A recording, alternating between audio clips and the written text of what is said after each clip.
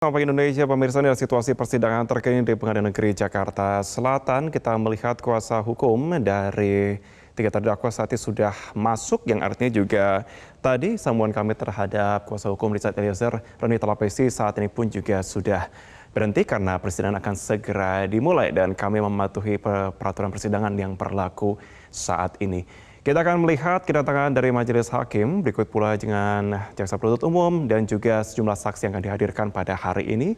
10 orang saksi yang terdiri dari anggota kepolisian yang akan dihadirkan terkait dengan menggali lebih keterangan saksi yang akan menghadirkan dari Richard Eliezer, tiga terdakwa Richard Eliezer, kemudian Kuat Ma'ruf dan juga Ricky Rizal. Dan kita akan saat ini membahas juga hal ini bersama dengan pengamat hukum pidana, Asep Iwan Irawan. Kang Asep, sudah bergabung bersama dengan kami? Sudah, selamat malam, Pak. Baik, Kang Asep, terima kasih sudah bergabung bersama dengan kami di Selamat Pagi Indonesia. Mungkin saya akan mengawali dengan tanggapan Kang Asep melihat jalannya persidangan hari ini yang akan menghadirkan pihak kepolisian juga begitu sebagai saksi. Tanggapannya, Kang Asep? Ya, yang pertama harus dibagi klaster ya. Jadi sidang ini kan perkara ini ada perkara utamanya adalah perkara pembunuhan. Nah setelah pembunuhan itu ada perkara lainnya ikutannya yaitu OOJ, merusak menghilangkan barang bukti, baik barang bukti di TKP maupun jaringan komunikasi, ya jaringan yang merekam adanya itu CPR atau DPD-nya. Nah sekarang saksi-saksi ini banyak berkaitan justru setelah kejadian. Karena kalau kejadian itu hanya di kelompok 5, PC, FS, KM, RR sama E itu yang tak tahu. Ya, artinya dia betul melihat, dia mendengar. Kalau yang berkaitan dekatan dengan asisten rumah tangga ASR ya. Iya. Nah, saksi-saksi ini kelak akan berkaitan dengan bagaimana ya membuktikan barang bukti. Jadi pistol-pistol itu milik siapa? Yang milik J, milik E, atau milik FS, dan pengisian selongsongan senjata. Ya, satu itu. Kedua, nanti justru ya polisi-polisi ini akan lebih banyak menjelaskan ketika proses kejadian itu, ketika setelah laporan kan awalnya rekayasa sehingga lapor ke Polres Selatan, orang Polres Selatan datang. Timbullah pertanyaan-pertanyaan yang disitu ada intervensi dari FS. Jadi itu akan menceritakan itu, ya. Tapi itu akan membuktikan konsistensi seorang E, ya dari E itu ya diperiksa mengatakan sesungguhnya ketika ditanya juga ya jawab sesungguhnya walaupun FS intervensi jangan tanya begitu karena kasihan. Nah, berarti dia tahu, ya. Lebih penting lagi, ya, bagaimana nanti relasi antara polisi-polisi ini satu sama dengan lain kaitannya dengan E dan almarhum J. Juga termasuk dengan RR. Bahkan nanti kaitannya dengan KM yang justru bukan seorang polisi tapi seorang sopir tapi lebih berkuasa. Jadi sebenarnya lebih banyak kaitan yang 10 di polisi ini kalau menurut saya. Jadi signifikasinya untuk perkara pembunuhan tidak masuk. Hanya masuknya nanti setelah kejadian, yaitu ketika perintah rekayasa oleh FS, ya apa yang harus dilakukan oleh mereka dan mereka patuh gitu kan, melakukan perintah-perintah itu. Apa yang harus dilakukan. Jadi sebenarnya 10 polisi ini tidak terlalu menentukan untuk perkara pembunuhannya, untuk 338 maupun 340. Hanya sedikit berkaitan nanti untuk kaitannya terutama dengan FS dan E. Oke, saya garis bawahi di sana, Kang Asep. Tapi kita juga melihat ternyata mendapatkan informasi juga dari tadi ada pernyataan yang kami tangkap sebelumnya dan kami tayangkan juga terkait dengan penyidik Samuel yang mengatakan bahwa ada usaha dari Ferdy Sambo untuk bisa tanda kutip membela Eliezer dengan mengintervensi penyidik dengan yang mencecar Eliezer pada waktu itu ya, yang memberikan pernyataan bahwa sudahlah jangan terlalu keras dengan dia. Kita melihat di sini apakah ini nantinya akan bisa membantu meringankan dari Eliezer menurut Kang Asep, karena kita lihat bahwa ini juga sebuah upaya juga menegaskan bahwa Eliezer hanya menjalankan tugasnya sebagai bawahan saja. Ya, yang pertama gini, Marvin ya, hukum itu membuktikan kejadian peristiwa, dibuktikan oleh alat bukti. Salah satu alat bukti adalah saksi. Saksi harus bersesuaian satu dengan yang lain. Bahasa sederhananya, mana yang konsisten, mana inkonsistensi. Nah, kita mendengar pernyataan sejak awal ya, bahwa FS hanya perintah hajar, faktanya ditembak. Pegang dulu. Kedua, ya, kalau memang itu perintah dihajar dan ditembak, ya harusnya ketika diperiksa oleh Samuel ya diamkan karena jelas dia melampaui perintah. Kalau ikutin pemikirannya dihajar, berarti inkonsistensi dong. Ya kalau dia di luar perintahnya hanya menghajar tanpa menembak, ya biarkan, tidak usah dibersihkan bekas darah, tidak usah dibikin begitu, tidak usah ketika ditanya oleh Serse Samuel yang dari selatan itu sesungguhnya, biarin aja, toh dia melebihi perintah. Tapi kita lihat sebaliknya, justru konsisten ya ketika diperintahkan situasinya tidak ada pilihan lain untuk menolak, dia lakukan itu. Dan dia mengatakan sejak awal, dan diapresiasi oleh PSK, lahirlah dia sebagai JC. Dan ketika keterangan saksi dalam persidangan sekarang terus, ya boleh dikatakan tidak ada sangkalan dari saksi-saksi lain. Dan demikian pula kejadian-kejadian lain tidak ada yang menandakan bahwa ini berubah. Lain kan kalau kita lihat kesaksian saksi Susi, Kodir, dan lain berubah-ubah. Dan kesaksian ini didukung oleh Romer, ya, kemudian juga HS nanti, ya, bahwa ternyata betul, ya ada sesuatu ada parsel-parsel tertentu yang membuktikan bahwa emang lurus. Jangan abah juga dia seorang yang patuh, taat terhadap perintah atasan. Dia lakukan seorang Barada, pangkat paling rendah diperintah oleh seorang jenderal, pasti patuh saat itu, ya. Nah, jadi dia lakukan itu, jadi lurus betul. Dia tembak juga 3 kali, tapi faktanya ada tembakan lebih dari 3 kali. Siapa tuh yang menembak? Padahal dikatakan sejak awal dia sudah dihajar, tapi ditembak, tapi tembakan dia 3 kali masa lebih, peluru lebih. Nanti ahli balistik kan membuktikan, ya tadi saya katakan bahwa ada luka-luka lain yang justru bukan dari depan, padahal cuma nembak dari depan, cuma dada aja. Karena saking ketakutannya itu dia lakukan itu. Jadi sekali lagi hukum akan menilai sekarang, ya, justru akan menentukan nanti, ya, hari ini tuh polisi ini kalau dikaitkan nanti dengan kesaksian yang akan datang ahli forensik dan balistik. Kalau sekarang tahu jenis peluru, jenis senjata yang keluar, yang bisa dipakai oleh siapa, nanti ketika minggu depan ada ahli forensik dan balistik akan keselesaian. Jadi sebenarnya siapa yang merampas nyawa, yang menghilangkan nyawa di akhir. Karena fakta ada kesaksian lain di persidangan lain dengan kelompok 6 polisi, ya, justru ada rekaman si almarhum J ini sedang meregang kesakitan, masih belum meninggal, ya, tapi harus dihapus.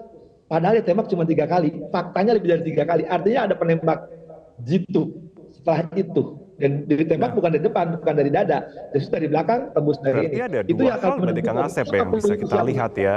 Ada inkonsistensi, satu ada juga kemudian fakta yang tanda kutip masih hilang begitu. Jembatan yang bridge-nya itu belum ada di sini. Apa ancaman hukuman yang bisa diberikan kepada saksi, katakanlah anggota kepolisian yang inkonsisten tidak memberikan jawaban di persidangan?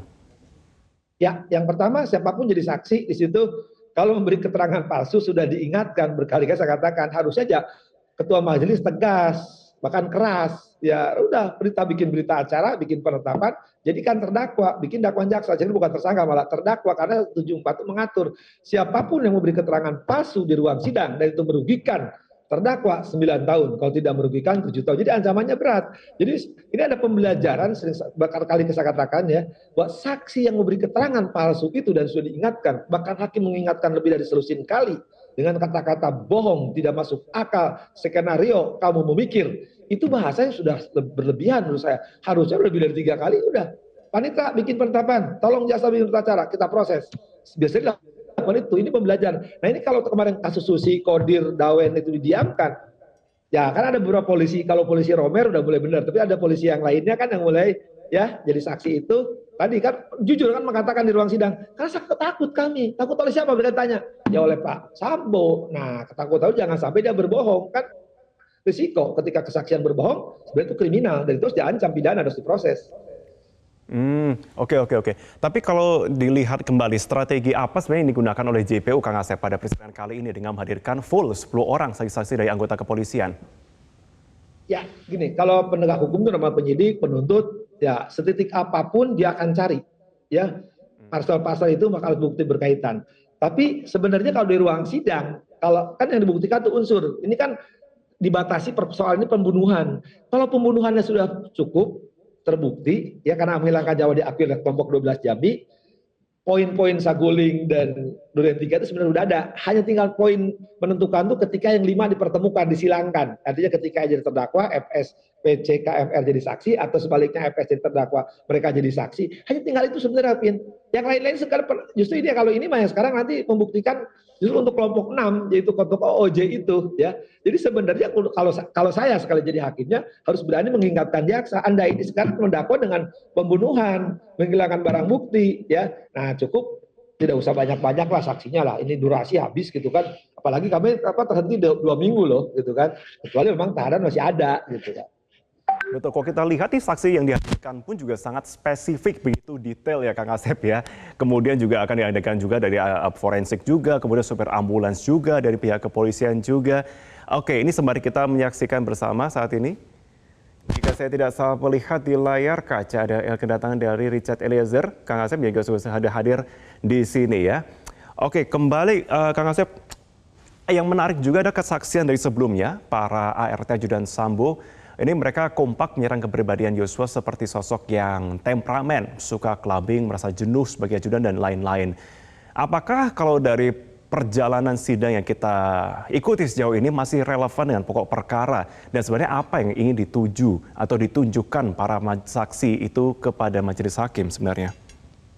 Ya, yang pertama, Fit, kita ini kan sidang ini jaksa menyerahkan dakwaan, jadi dibacaan oleh dakwaan. Jadi ini ceritanya, ini loh makanan tuh, ketoprak, apa batagor, jadi gitu ceritanya. Nah di sidang ini loh perkara pembunuhan, entah 338 atau 340, silahkan hakim pilih. Nah, itu kumulasi juga dia loh merusak dan hilangkan barang bukti ya. Nah, tadi OEJ-nya dan plus undang-undang ITE. Jadi sebenarnya yang diadili ini mereka-mereka itu yang kelompok 5 ini adalah itu. Jadi buktikan adanya pembunuhan atau merusak barang bukti. Atau yang kelompok 6 itu adalah mereka OOJ ya. Nah, kalau sekarang ada tuduhan ya sekali lagi ke almarhum J, itu tidak fair. Secara hukumnya melanggar ajas audi et altram alpartem. Artinya apa? Harusnya kesempatan diberi pihak, kalau diberi kesempatan untuk menjawab. Nah, orang meninggal kan nggak bisa. Ya katakanlah secara tuduhannya berprofesi ganda, ya, kemudian klub malam, banyak pacarnya, temperamental. Loh, itu kan sudah meninggal, dia tidak punya hak jawab. Kalau katakan iya, secara hukumnya pasal 77 tidak bisa diproses. Apalagi ini tidak ada fakta hukumnya. Janganlah fakta hukum, fakta persidangan nggak ada, jangankan fakta sidang, berkasnya nggak ada. Jadi kalau sekarang ada pihak-pihak tertentu dakwaannya pembunuhan, sekali lagi, ini peristiwa mayat. Jangan bicara syahwat. Ya, karena itu hal yang berbeda. Kalau urusan syahwat, kekerasan seksual, apapun PPKS, apapun kesusilaan apapun, silakan proses. Itu harus ada dulu jadi berkas. Ya, kalau itu nggak jadi berkas, apa kaitannya dengan pembunuhan? Tapi saya paham. Nanti untuk terdakwa, ya kenapa dia membunuh itu kena? Karena kami harga diri iya. Satu itu, justru kelakuannya si almarhum J itu negatif, tanda petik bla bla bla lah gitu. Tapi kan sederhana. Apalagi kalau yang seorang kadif propam yang ngerti paham hukum, kan harusnya ketika orang melanggar hukum jangan dengan melawan hukum, tapi ajukan prosedur hukum. Apalagi polisi yang mengerti hukum. Kadif propam lagi polisinya para polisi. Jadi kalau sekarang dilarikan kekerasan seksual itu nggak nyambung. Oke, kita akan coba gali sisi lain juga di sini, Kang Asep. Kalau kita lihat dua saksi sidang hari ini yang sudah dihadirkan dalam sidang OEJ dan juga terungkap fakta-fakta yang mengenai intervensi Verdi Sambo ya. Menurut Kang Asep, kiranya apa keterangan berbeda yang bisa digali secara spesifik pada hari ini? Tentunya dari para saksi yang hadir dan dua orang ini yang sudah dihadirkan sebelumnya. Ya. Yang pertama yang bisa digali sekarang itu kesesuaian tadi kan, hukumnya penting kesesuaian 185 ayat 6 itu kesesuaian alat bukti dengan saksi dan barang bukti dan latar belakang seorang polisi. Jadi kesesuaian Samuel sekarang kan diantaranya akan beberapa polisi yang akan hadir itu kan. Nah kesesuaian tadi ya apakah ini sesuai nggak dengan pernyataan E, dengan pernyataan KM, dengan pernyataan RR bahkan FS. Itu untuk pernyataan saksi-saksi sekarang ya, relasi tadi hubungan mereka hubungannya dengan kejadian, tapi itu setelah kejadian, artinya setelah kejadian apa yang dilakukan oleh mereka apa yang mereka ketahui ya, itu yang lebih banyak itu yang harus digali itu ya. Tapi ini akan larinya ke dakwaannya si FS bukan ke E mah hanya membuktikan bahwa betul menembak 3 kali. Jadi, nah mereka, senjatanya betul. Kalau itu senjata milik kalau ini senjata milik J yang digunakan oleh siapa. Hanya itu, Pin, yang harus digali. Nah, jadi kalau dari gali-gali lain, percuma. Gali lubang itu lagunya Ono Irama nanti main dangdut. Iya, dan supaya tidak kemudian melebar kemana-mana begitu ya. Baik Kang Asep, Iwan Irwan terima kasih sudah bergabung kali ini. Harbi Tandu, Kang Asep kita akan nanti lanjutkan dalam segmen selanjutnya.